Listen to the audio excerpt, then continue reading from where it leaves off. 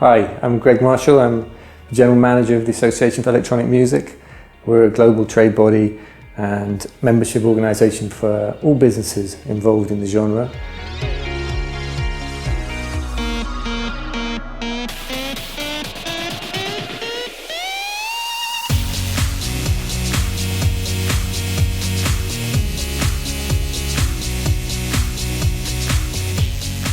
Our members span the entire industry, from publishers to labels, tech companies, media, talent agents, talent managers, everybody involved in the industry. And we connect our members for business opportunities and to drive change in the industry where it's needed.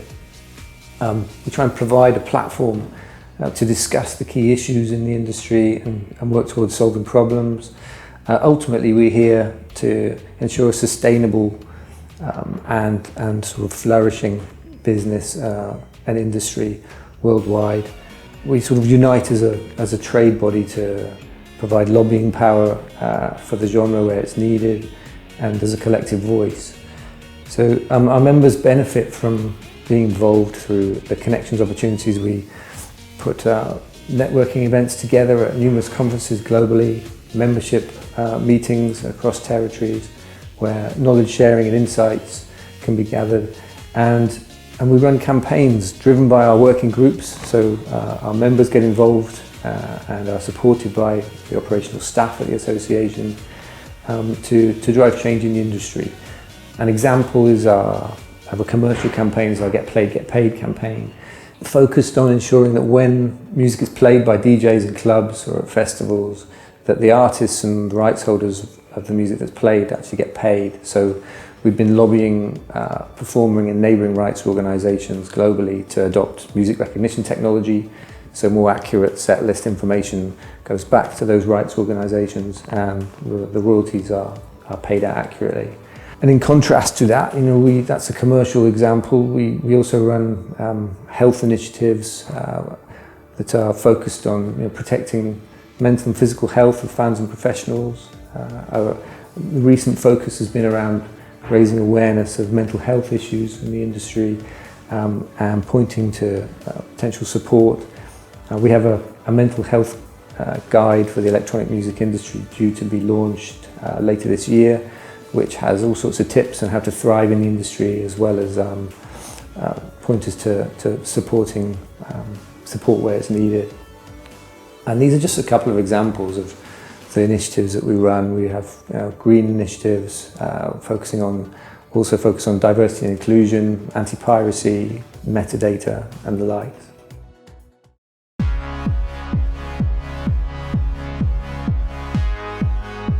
Okay, so I guess sort of a starting background comment on how Japan is perceived.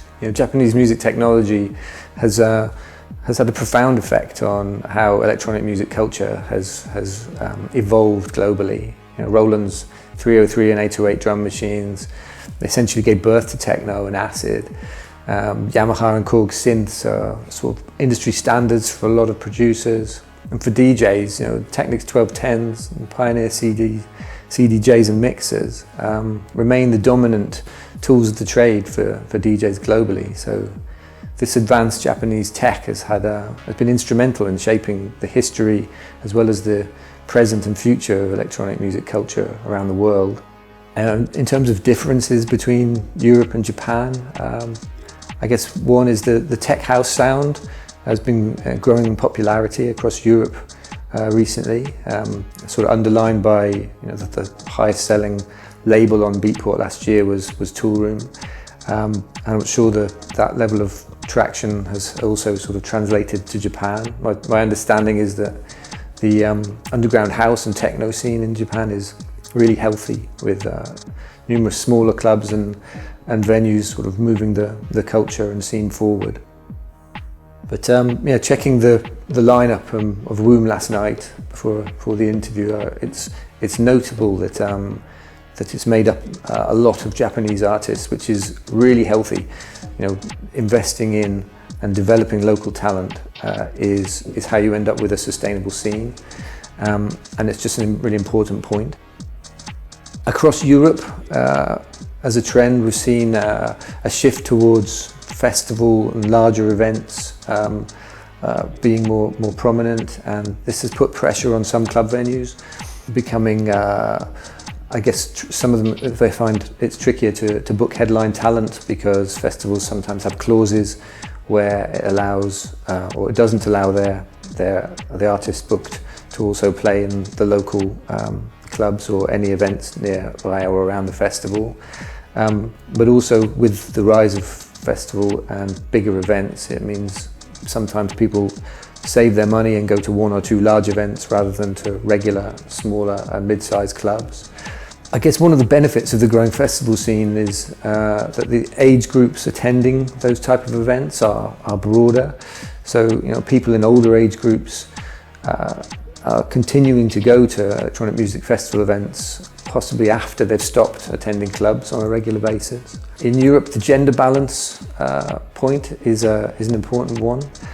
There's a growing awareness by promoters when booking lineups, and when in an industry, when recruiting or even sort of programming to conference panels, that seeking gender balance is part of the thought process. The level of electronic music education options across Europe is developed, and numerous quality operators in the scene. Examples, Point Blank, Tool Room Academy, School of House, to name a few. And so there's access to education on DJing and production, but also the more of the background industry, and that's an important piece. It's the background industry. There are so many roles in electronic music that don't necessarily mean you're a DJ or a producer, and these are extremely important because to have a healthy ecosystem, to a healthy electronic music scene, it requires professionals at labels, professionals running events, professionals, publishers, managers and agents. A good example of this in Holland is where there's so many large festival events that often they find it can be tricky to find skilled professionals to get involved in festival organisation. And I'm aware that School of House, who are a Netherlands-based education company, they run a course specifically to equip people with the tools to actually to know how to run, set up and organise festival events. All part and parcel of continuing to increase the professionalism of the event sector there. In terms of another, I guess, difference between Europe and Japan on the recorded music side, it's interesting that streaming isn't the prevalent and dominant way that music is consumed in Japan like it is across Europe, with CDs and physical product still very much in demand. And I guess that means that radio is also a key music discovery tool, whereas across Europe, sort of playlists on streaming platforms are more of a key music discovery tool than they are in Japan.